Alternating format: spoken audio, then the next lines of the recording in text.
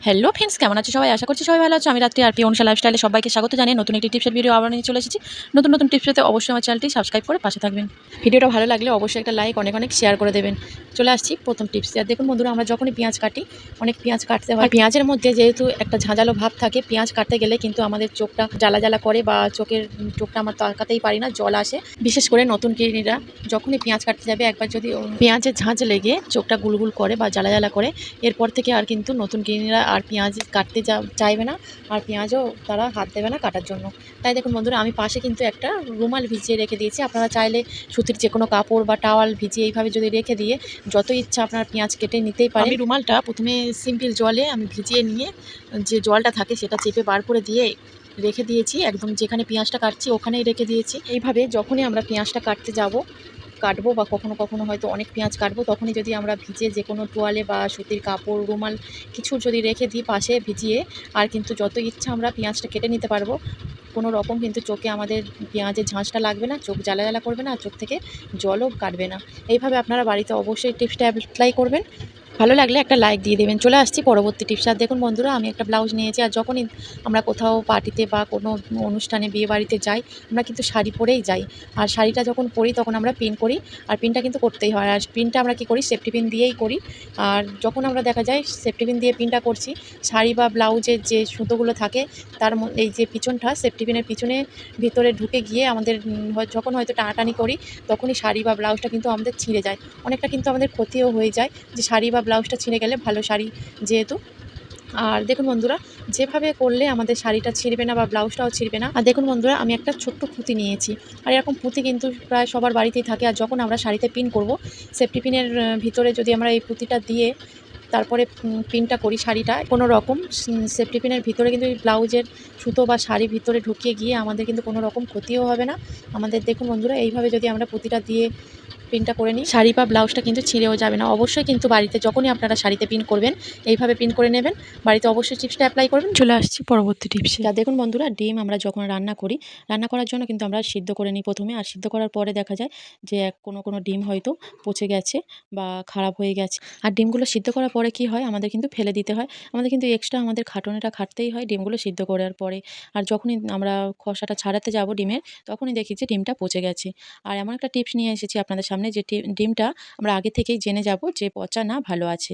আর দেখুন বন্ধুরা, আমি একটা পাত্রে করে জল নিয়ে নিয়েছি।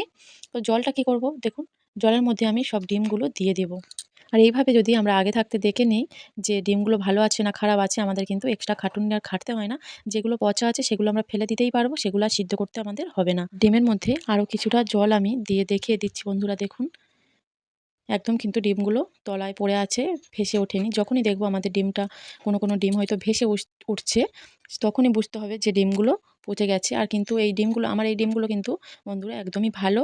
একদম দেখুন জলের তলায় পড়ে আছে, একদমই ভেসে ওঠেনি। তাই এইভাবে যদি আপনারা বাড়িতে যখনই ডিমটা সিদ্ধ করতে যাবেন, তার আগে যদি এইভাবে দেখে নেন জল দিয়ে, তখনই আপনারা বুঝতে পারবেন কোনটা পচা ডিম কোনটা ভালো ডিম। অবশ্যই বাড়িতে আপনারা এই টিপসটা অ্যাপ্লাই করবেন। আসছি পরবর্তী টিপস। আর দেখুন বন্ধুরা, আমি একটু হাতের মধ্যে কলগেট নিয়ে নিলাম, আর নিয়ে নিচ্ছি একটু বোরোলিন। এই দুটো জিনিস কিন্তু আমাদের বাড়িতে সবার বাড়িতেই থাকে। আর এই দুটো জিনিস নিয়ে কিন্তু আমি খুব ভালো করে এটা পেস্ট করে নিচ্ছি। আর এখন আমরা এটা কী করব, দেখুন আমি হাতের একটু দেখিয়ে দিচ্ছি। যখনই হবে আপনারা এইভাবে লাগিয়ে নেবেন। আমরা কখনো কখনো দেখা যায় যে মাছ ভাজছি কড়াইতে, গরম তেল কিন্তু ছিটকে আমাদের শরীরের যে কোনো জায়গায়, হাতে বলুন পায়ে বলুন, তো সেখানে ছিটকে কিন্তু তেলটা পড়ে। আর তখন কিন্তু অনেকটাই জ্বালা পোড়া হয়। কখনো কখনো হয়তো খুন্তির মধ্যে ছ্যাঁকা খাচ্ছি, কখনো হয়তো গরম কড়াইতে ছ্যাঁকা লাগলো, তখন অনেকটাই জ্বালা পোড়া কিন্তু হয়। কোনো সময় কিন্তু ফোস্কাও পড়ে যেতে পারে। তার জন্য আমি কী করছি দেখুন, একটু বোরোলিন আর কোলগেট নিয়ে যদি এইভাবে আমরা লাগিয়ে নিতে পারি, তখন কিন্তু আর কোনো রকম আমাদের ফোস্কাও পড়বে না, আর জ্বালা পোড়া কিন্তু খুবই কম হয়ে থাকবে। বাড়িতে অবশ্যই এটা অ্যাপ্লাই করে আসছি পরবর্তী টিপস। আর দেখুন বন্ধুরা, নেল পালিশের ঢাকাটা যখন আমরা খুলতে যাই পরার জন্য, তখন কিন্তু অনেক সময় দেখা যায় খুলতে পারি না। যখন আমরা হয়তো পরে রেখে দিই, আর এর যে নেল পালিশটার যে খাঁজটা আছে ওর মধ্যে কিন্তু নেল পালিশগুলো লেগে গিয়ে অনেকটাই যখনই শুকিয়ে যায় ঢাকা দেওয়ার পরে, তখন কিন্তু একদমই এঁটে যায়, আমরা তখন খুলতে পারি না। তাই আমি কী করছি দেখুন, একটা ভেসলিন নিয়ে নিয়েছি, আর একটা কাপড় দিয়ে ভালো করে যখনই ঢাকাটা দেবো, মুখটা ভালো করে দেখুন মুছে নিলাম। তারপরে আমি কী করছি, ভেসলিন অল্প করে হাতে করে নিয়ে নিয়েছি, নিয়ে আমি যেখানে ঢাকাটা পরাবো ওখানে ভালো করে লাগিয়ে দিলাম। দিয়ে কিন্তু এইভাবে যদি আমরা এঁটেও দিই, যখনই আমরা নেল পালিশের ঢাকাটা খুলবো তখনই সুন্দর করে কিন্তু খুলে যাবে। একদমই কিন্তু শক্ত হয়ে থাকবে না। বাড়িতে অবশ্যই টিপসটা আপনারা এপ্লাই করবেন। চলে আসছি পরবর্তী টিপসে। আর দেখুন বন্ধুরা, গ্যাস কিন্তু আমাদের প্রতিদিনের কাজে লাগে। গ্যাসটা আমাদের প্রতিদিন রান্না করতে লাগে। আর প্রতিদিন রান্না করার সময় কি হয়, গ্যাসে কিন্তু নড়াচড়া করে। আর যে গ্যাসের দেখুন বন্ধুরা পাইপটা আছে না, একটু ফাঁক হয়ে থাকে। আর নড়াচড়া করলে কি হয়, একটু গ্যাসও আমাদের বেরিয়ে যায়। গ্যাস বার হলে কিন্তু এই পাইপের মধ্যে থেকে গ্যাস বার হলে কিন্তু আমাদের অনেকটাই ক্ষতিকারক হতে পারে। কখন কি হয়ে যায় বলাও যায় না গ্যাসটা বার হলে। অনেক, অনেক সময় হয়তো রান্না করতে, করতে আমাদের যে গ্যাসের ওভেনটা আছে ওখানে কখনো, কখনো হয়তো নড়ে যায় বা আলগা হয়ে যায়। তখন কিন্তু যে পাইপের ফাঁকটা থাকে সেখান থেকে গ্যাস বেরিয়ে যায়। আর দেখুন বন্ধুরা কি করছি, গ্যাসটা যাতে না বের হয় এরকম একটা আমি গার্ডার নিয়ে নিয়েছি। দেখুন গার্ডারটা নিয়ে আমি কিভাবে দিচ্ছি, এই ধরনের গার্ডারটা নিতে হবে। এই ধরনের গার্ডারটা নিলে অনেকটাই ভালো হবে। গার্ডারটা নিয়ে পেঁচিয়ে দিলাম, একটু জড়িয়ে দিলাম, দিয়ে আমি একটা কাঠি দিয়ে বেঁধে দিলাম। এইভাবে যদি পাইপের মুখের অংশে গার্ডারটা লাগানো থাকে, পাইপের এই ফাঁকা অংশটা থেকে কিন্তু কোনো রকমই গ্যাসটা বেরিয়ে যাবে না। আর আমাদের কিন্তু গ্যাসটা বেরোলেই কিন্তু অনেকটাই ক্ষতি হয়, কেননা গ্যাসের দাম কিন্তু এখন প্রচুর। তাই এইভাবে আপনারা বাড়িতে অ্যাপ্লাই করবেন এই টিপসটা পরবর্তী টিপসে। আর দেখুন বন্ধুরা, প্রায় দেখা যায় আমাদের হয়তো কোনো সবজি বা কিছু কাটতে গিয়ে আমাদের হাতটা কেটে যায়, বা কোনো রকম কোনোভাবে যদি আমাদের হাতে ব্যথা থাকে, তখন কি করি, আমাদের কিন্তু আটা যখনই আমরা রুটি করব বাড়িতে, তো আটা মাখতে কিন্তু আমাদের হাত দিয়ে আটা মেখে নিই। আর বাড়িতে যদি বিশেষ করে কোনো আর কেউ না থাকে আটা মাখার জন্য, তখন কিন্তু আমাদের খুবই অসুবিধা হয় ওই ব্যথা হাতে আমাদের আটা মাখাতে। তার জন্য দেখুন বন্ধুরা, আমি আটা নিয়েছি 1.5 বাটি, আর লবণটা দিয়ে হাত দিয়ে মাখিয়ে নিচ্ছি। হাত দিয়ে আমি মাখিয়ে নিলাম, কিন্তু আমাদের কোনো রকম দলাদলি ছাড়াই আমি কিভাবে আটাটা মেখে নেব, আমাদের কোনো রকম কিন্তু হাতে ব্যথাও লাগবে না, আর হাতও আমাদের কিন্তু লাগাতেও হবে না। দেখুন বন্ধুরা, যে লবণটা মাখিয়ে নিয়েছিলাম, আটাটা আমি একটা মিক্সচার জার নিয়েছি 1 গ্লাস জল। সব কিন্তু আমি দেবো না, দুবার ধরে আমি এই আটাটা মাখিয়ে নেব। দেখুন বন্ধুরা, এইভাবে কিন্তু আমি একবার জল দিয়ে অল্প করে মাখিয়ে নেওয়ার পরে আরেকবার জল দিয়েছি। দেওয়ার পরে ভালো করে কিন্তু মাখিয়ে নিয়েছি। আর দেখুন বন্ধুরা, জলটা কতটা আছে, অল্প জল পড়ে আছে, ওই জলটা আমার লাগেনি। আর কতটা সুন্দরভাবে আমি কিন্তু হাত ছাড়া আটাটা রুটি করার জন্য আটাটা আমি মাখিয়ে নিয়েছি। আপনারা দেখলেই বুঝতে পারছেন কতটা সুন্দর মাখা কিন্তু হয়েছে। আমাদের কিন্তু কোনো রকম ব্যথা হাতে বা কাটা হাতে আমাদের দলাদলি করে চেপে কিন্তু আমাদের আটাটা মাখতে হলো না। আর এইভাবে যদি আমাদের আটাটা মেখে নিই, আমাদের কিন্তু কষ্টটা অনেকটাই কম হবে।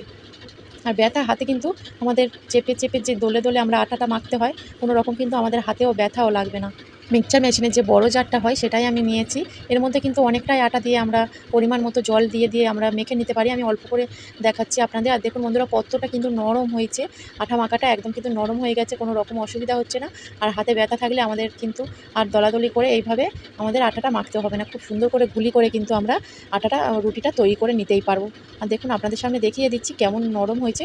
সুন্দর কিন্তু রুটিটা ফুলবে, আর টেস্ট কিন্তু একদম সুন্দর থাকবে, কোনো রকম টেস্ট কিন্তু বদলাবেও না। সকল বন্ধুরা আমার চ্যানেলে আগে থেকে সাবস্ক্রাইব করেছেন তাদেরকে অনেক, অনেক ধন্যবাদ, অনেক ভালোবাসা। যারা নতুন আসছো অবশ্যই চ্যানেলটি সাবস্ক্রাইব করে আমার পাশে থাকবেন।